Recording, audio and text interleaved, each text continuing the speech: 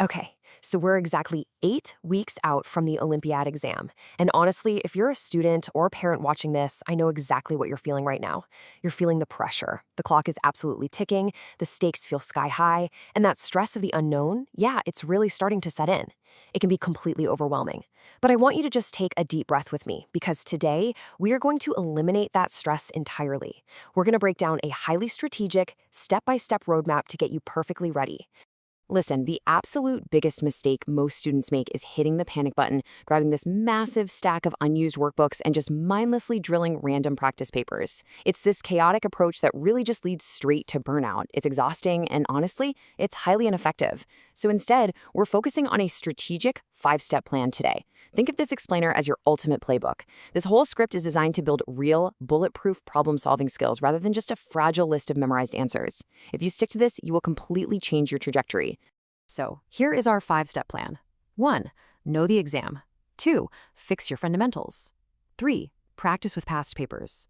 4. Train under time pressure. And 5. Avoid cramming in that final week. All right, let's dive into step 1, know the exam first. We have to map the battlefield. Before you even think about opening a single practice paper, you need a precise, non-negotiable checklist. Pull up the official syllabus right now and make sure you can confidently answer 3 things. First off, which exact Olympiad are you actually taking? Second, when you look at that syllabus, what topics are completely brand new to you versus the ones that just need a little bit of sharpening? And third, how does the scoring system actually work? Like, are you penalized for guessing? You absolutely need to know these rules of engagement before you start prepping. The absolutely crucial point to remember here is that Olympiad exams test reasoning and application. They definitely do not test simple textbook recall. And this is exactly why mapping the exam is so vital. Your prep has to fundamentally shift away from the regular school exam styles you're probably used to. You're not just reciting facts you crammed the night before, you're going to be required to use active dynamic reasoning to solve complex puzzles. Moving right along to step 2, fix your fundamentals first. It's time to build an unshakable base.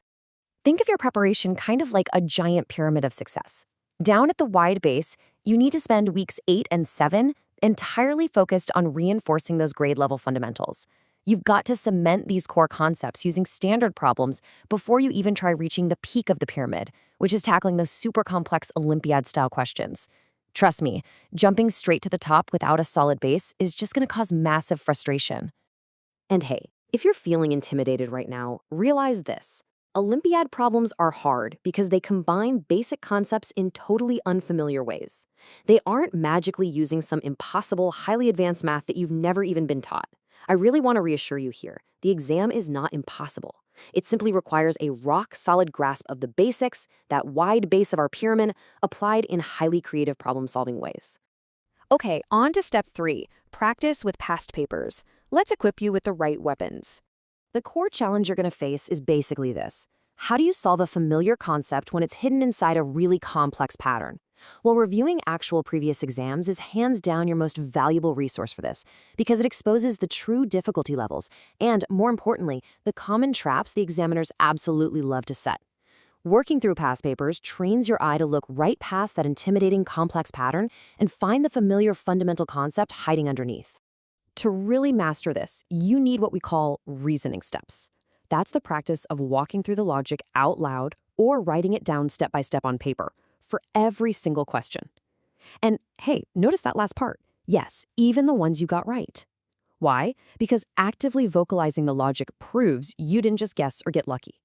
That active reasoning process is where the real learning, the actual brain wiring, happens. Let this sink in for a second. Past papers reveal patterns. Patterns build intuition. So many people think top students are just born with some magical intuition for solving hard problems. Total myth. Intuition for these exams is built systematically, pattern by pattern. By doing the hard, gritty work with past papers, you are literally wiring your brain to intuitively recognize what the question is really asking. Next up, step 4, train under time pressure. Time to simulate test day. 10. That number represents 10 devastating minutes easily lost by getting stubbornly stuck on a single, highly difficult question during the real test. When you don't practice with a stopwatch, your ego just completely takes over in the exam room and you refuse to move on until you solve it. Do not let this happen. Do not let 10 lost minutes ruin your overall score. Honestly, Olympiad exams are as much about pacing as they are about knowledge. Extremely capable, brilliant students lose marks all the time simply because they run out of the clock. So, timed practice sessions are absolutely crucial. They train your brain to handle the pressure, and they teach you the invaluable skill of knowing exactly when to abandon a stuck question, cut your losses, and keep moving forward to secure those easier points on the rest of the test. And finally, step 5, avoid cramming the final week. We want you entering a Zen readiness state. Now, this final week schedule might feel totally counterintuitive to an anxious student, but let's walk through it. 7 days out, light review only. Look at where you stumbled, but absolutely no heavy lifting. 3 days out, prioritize proper, deep sleep above everything else. And 2 days out, you need to keep those days almost entirely practice-free. I really urge both parents and students to fight that powerful, panic-induced urge to cram new topics. Trying to jam in more practice right at the end doesn't add much value, but the stress of cramming, that does real, measurable damage to your performance. Remember this truth: a calm, rested student will consistently outperform an exhausted, over-drilled one, every single time. Rest isn't a weakness in your final week. Rest is literally a strategic weapon. It clears the mental fog and sharpens your mind so you can actually execute on the big day. All right, let's do a quick recap of this explainer. You know you need to map the syllabus, fix your fundamentals, practice with past papers, train under a stopwatch, and strategically taper off to prioritize rest. You now hold the ultimate playbook for success right in your hands.